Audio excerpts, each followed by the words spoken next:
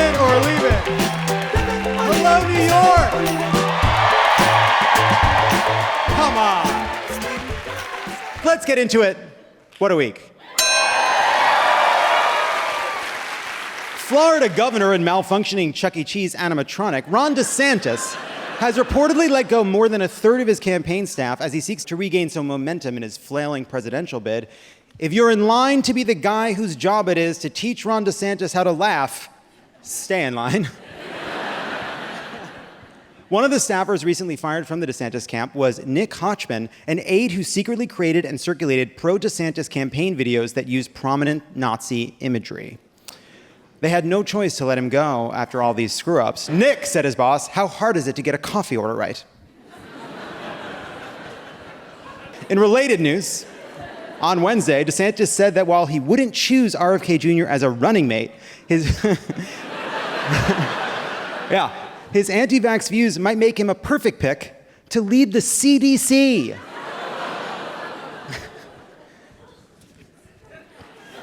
Hate on that idea all you want, but a Kennedy killing with the government agency and not being killed by a government agency is a nice change of pace, you know? Mike Pence, meanwhile, said he'd never appoint RFK Jr. to run a government agency. Why, you ask? Because he's an unqualified kook trading on his family name and spreading baseless conspiracy theories? No, that's not Mike Pence's reason. It's because RFK Jr. is pro-choice. Great example of right answer.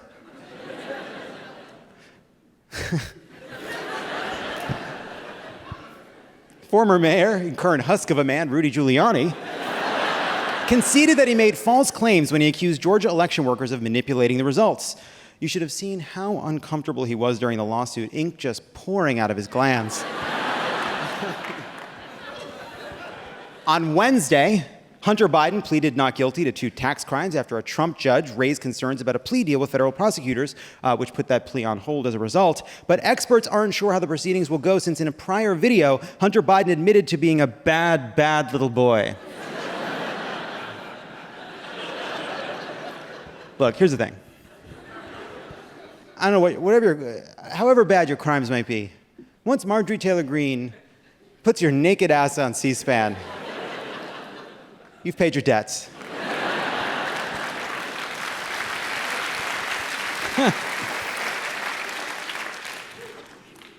But not really. The Justice Department obtained 8 search warrants in its investigation into Donald Trump's handling of classified documents, according to a newly unsealed court filing. If Trump ends up going to jail for these crimes, we need to turn this into a Jewish holiday. We thought we only had enough evidence for 1 search warrant. Was a miracle. Then on Thursday, Trump's future ex-lawyers, Todd Blanche and John Laurel, met with the Department of Justice and were reportedly told to expect, you guessed it, a new indictment. Sources close to Trump say that the former president is optimistic and is looking forward to a free soft serve the next time he visits the courthouse cafeteria. President Biden's dog, Commander, bit Secret Service agents at least 10 times. Between October, what are you applauding? Between October and January, including one incident that sent a person to the hospital. An out-of-control dog running around biting everyone? Where does Commander think he is? Any Los Angeles coffee shop? How that would have played. Biden's previous dog, Major, also had this issue and was sent to live with friends in Delaware. Thank God everyone in Delaware famously loves being mauled horribly. I like that one. While speaking at a press conference, 81-year-old Senate Minority Leader Mitch McConnell suddenly froze for about 30 seconds before being led away from the podium. And a string of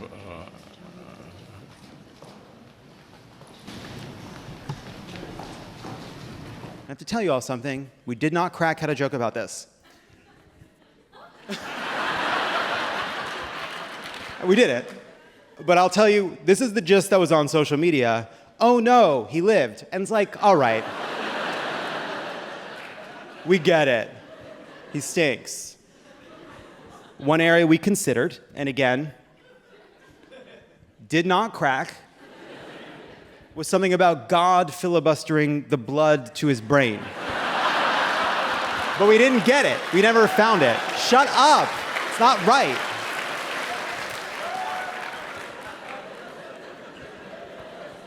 Oh, you feel yourself laughing? Then I was reminded that Elaine Chao, his wife, graduate of my high school, Syosset High School. Yeah, that's right. No way. What do you mean, no way? What a weird, no, I made it up. I thought it'd be funny. Yeah. You're from Jericho? That's so close.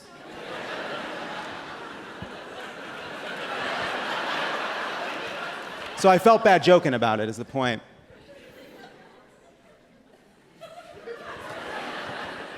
On Thursday morning, it was being reported that McConnell took 2 previous falls after his concussion. McConnell has yet to reveal to reporters where it hurt when he fell from heaven.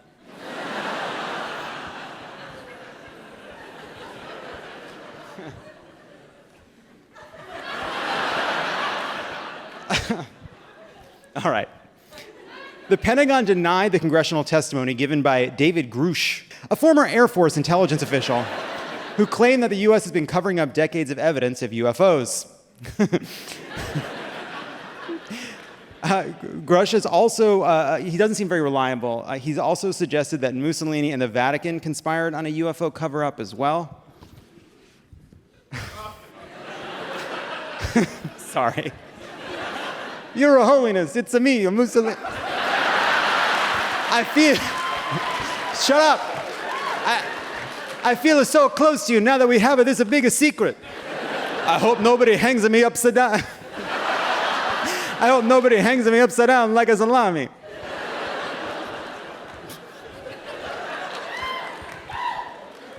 Thank you. According to the Washington Post, stories that Republican Senator Tommy Tuberville has been telling about his World War II hero father are largely false or embellished. And we have it on good authority that most of the heroic exploits actually belong to legendary D-Day tank operator George Santos.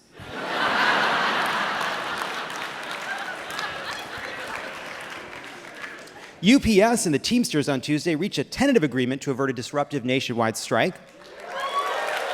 It's tentative because management was initially told that the agreement had shipped, but upon second look, it appears that UPS had only generated a label. The fuck? One of late Justice Ruth Bader Ginsburg's favorite collars, called the Pegasus, will be up for auction in September. It also comes with a leash and a studded leather harness. I didn't know RBG had a dog. The city of New York is being sued by almost 400 Department of Transportation employees, all claiming they haven't been paid overtime for highway repair work. We stand with the workers. If it were not for hardworking Department of Transportation workers, we'd all be walking here.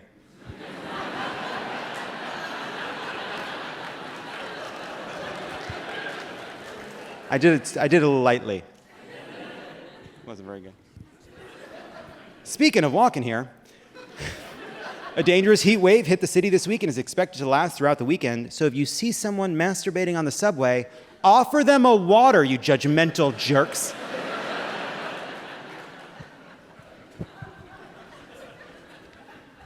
A FedEx driver in San Diego is being hailed as a hero after saving a man's life, selflessly pulling the driver from a fiery car accident on the highway. Of course, the FedEx driver lost some points when he frisbeed the man over a hospital fence onto the lawn while the sprinklers were going.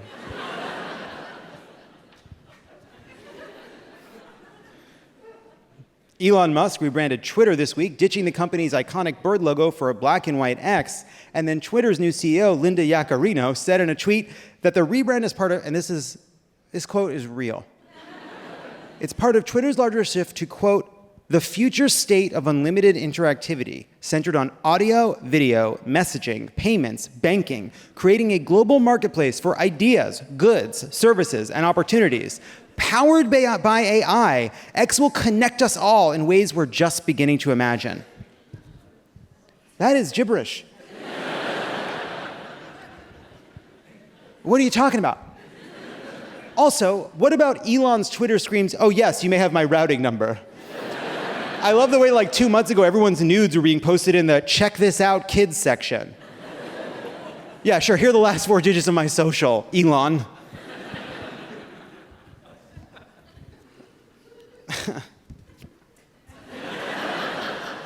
That was your favorite? Oh, but now it's on the ground.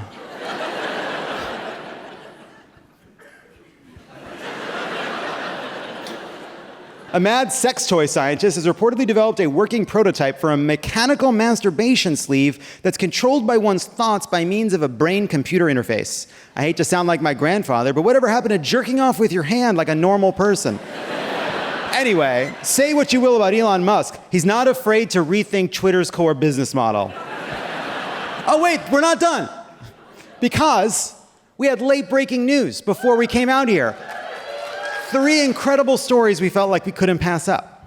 Representative Derek Van Orden cursed out a pack of teenage Senate pages who were lying down in the Capitol Rotunda, relaxing and taking photos during a late-night session, calling them jackasses and pieces of shit, and told them he didn't give a fuck who you are.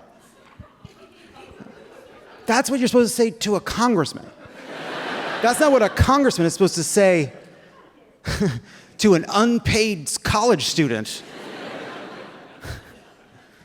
When you know what I'm saying? If you're in Congress and then someone says, I'm a page, the response is, I don't care who you are, because you've just learned, even if that's not, you know what I mean?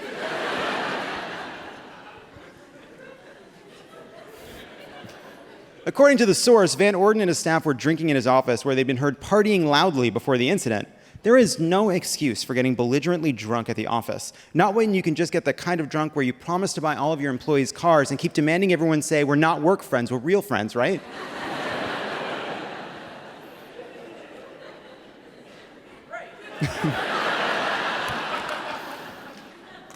And in another amazing incident, which again we just learned about before this show, Eric Swalwell and Kevin McCarthy recently almost got into a fist fight on the House floor. Just gonna run you through it. According to the Daily Beast's Matt Fuller, during the vote to censure California Congressman Adam Schiff, that was where all the Democrats shouted shame, remember? Swalwell reportedly said to McCarthy, "This is pathetic, you're weak, you're a weak man."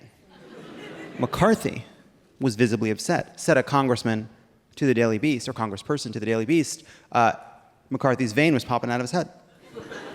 And that's how he gets the limited blood that goes to his brain. And then the next day, just outside the House chamber, McCarthy gets in Swalwell's way as Swalwell is going to the little congressman's room. This time, McCarthy says, if you ever say something like that to me again, I'm gonna kick the shit out of you. This is all according to members of Congress who witnessed it. Apparently, they get right in each other's faces, nose to nose, that's the quote, and Swalwell says, are we really gonna do this?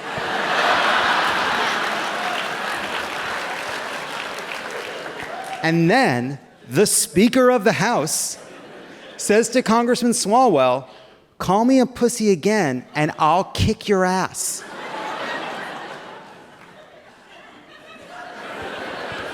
And then Swalwell says, nose to nose with McCarthy, and the Daily Beast emphasized the delivery, you are a pussy.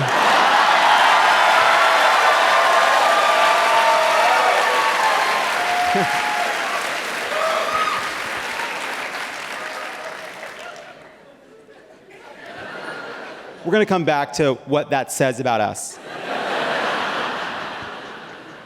And then, after a tense moment, just hangs in the air, McCarthy stepped to the side.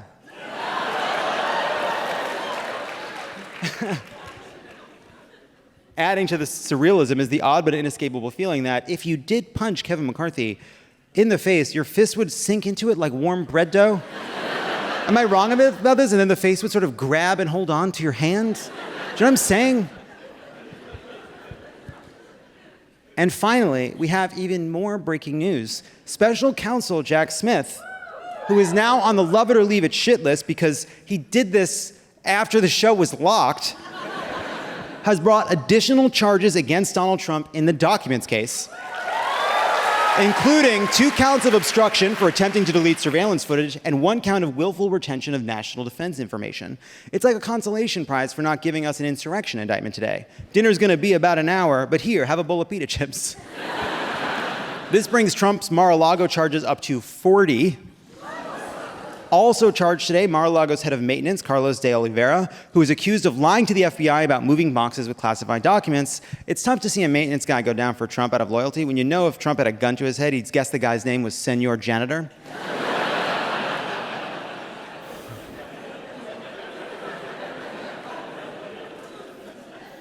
In court documents, de Oliveira asked another employee for help because the boss, which is how he referred to Trump, wants the server deleted, but that employee said he wasn't sure it was right and also had no idea how. We've all been there. You put deleting servers under special skills on your resume just to get hired. You never think it's going to come up, and then one day your boss is bringing home hundreds of classified documents, and it's all over the security footage, and you're like, well, there's got to be a YouTube tutorial. To take a trip down memory lane, remember when someone accidentally drained the pool at Mar-a-Lago and that flooded the room with the servers that had the surveillance log? That was de Oliveira. That's the guy that accidentally flooded the server room. It's all coming back to a pool-related crime. We're going to get our Sunset Boulevard.